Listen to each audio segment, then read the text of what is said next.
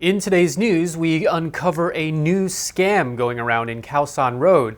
Thailand's consumer confidence index increases, but could be jeopardized by the latest development in this tiring pandemic. All this is coming up in today's program.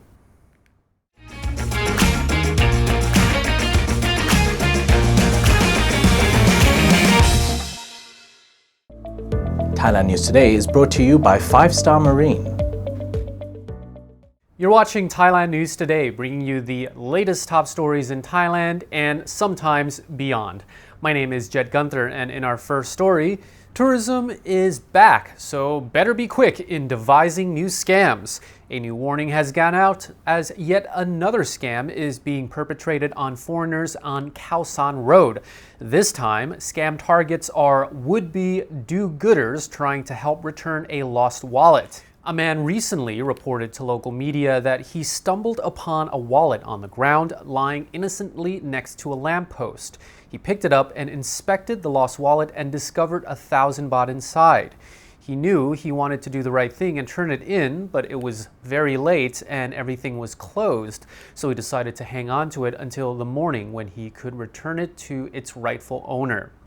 The next day, a woman came around to claim the lost wallet, but that's when things took a turn for the worst. She demanded to know what happened to the other 5,000 or 6,000 baht that had been in the purse when she lost it. The argument escalated and the police were involved.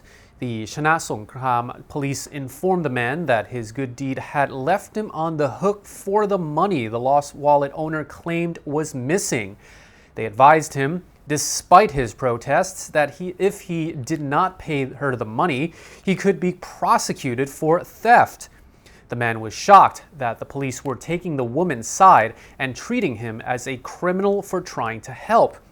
He tried to get assistance and contacted local friends who are Thai nationals, but no one could do anything to aid him. And in the end, he had no choice but to pay the woman for helping her. Local vendors confirmed that this was not the first time they heard of this scam being pulled on international travelers in the busy tourist area. Many are appealing to the police and authorities to take action to prevent this and other scams from being carried out. Tourism stands in a fragile balance, with only a fraction of the numbers previously traveling to Thailand before COVID, and scams like this being perpetrated and publicized will drive tourists away when the country is desperately trying to bring them back. But still, we should expose scams when we can, even if they don't save the country's face. So for now, think twice about picking up a lost wallet you find on the street. Last week, the University of the Thai Chamber of Commerce reported that Thailand's consumer confidence index had risen.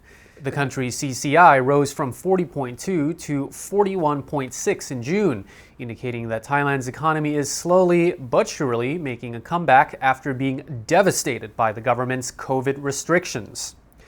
This news comes after Thailand's CCI had been in decline for several months. April's rate was 40.7, March was 42, February was 43, and January was 44. A purchasing power index below 100 is a sign of slow economic recovery and weak purchasing power. But could the recent jump be a sign of good things to come for the kingdom? The UTCC predicts an economic growth rate of 5 to 7% this year, now that Thailand has lifted several tourism restrictions. Yeah, the next news story I have could see Thailand flip-flop on that. The kingdom saw 1.9 million foreign tourists arrive from January to June 28th. This raked in about 144 million baht in tourism revenue. On July the 1st, the notorious Thailand Pass was scrapped. And last week, the Tourism and Sports Ministry said it expected about 9.3 million foreign tourists in total to arrive in Thailand in 2022. Again, that's if authorities don't flip-flop.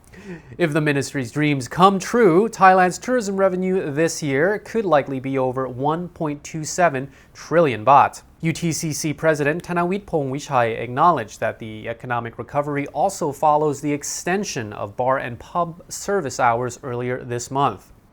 The UTCC has predicted that the baht's value will remain between 36 and 36.5 baht per US dollars over the next 1 to 3 months, before dropping very slightly to between 35 and 36 baht per US dollar in the fourth quarter.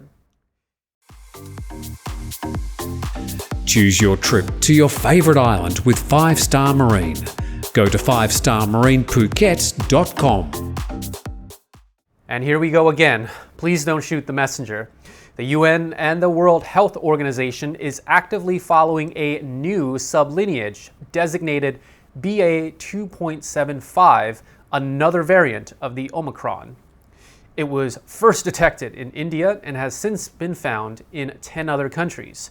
The Director General of the World Health Organization, Tedros Ghebreyesus, noted that new COVID infections globally have increased nearly 30% over the past 2 weeks. He said, quote, "In Europe and America, BA.4 and .5 are driving waves. In countries like India, a new sublineage of BA 2.75 has also been detected, which we're following." WHO Chief Scientist Soumya Swaminathan says that there has clearly been the emergence of a subvariant that is being called 2.75.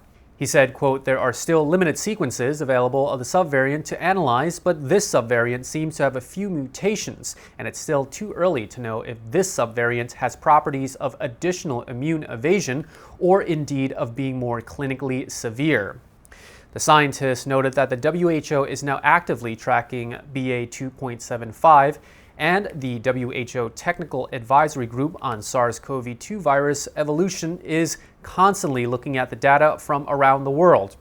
Speaking about the general spread of the BA.4 and .5 subvariants, Soumya noted that cases in Southeast Asia showed an increasing trend since early June. Over 157,000 new cases reported, a 20% increase as compared to the previous week. 5 of 10 countries for which data are available show increases in the number of new cases of 20% or greater. Bhutan, Nepal, and Bangladesh are showing notable increases where immune escape and an increased transmissibility are causing concern. WHO COVID-19 Incident Manager Abdi Mahmoud says people should be careful not to assume that the coronavirus pandemic is over. He said, quote, "Now is not the time to declare that the pandemic is over and the virus has a lot of force left. Whether it is the BA.4 or .5 or the new BA 2.75, the virus will continue for now. It does what it does good, and people and communities must continue to wear masks, avoid crowds, and ensure that the most vulnerable and high-risk population is protected.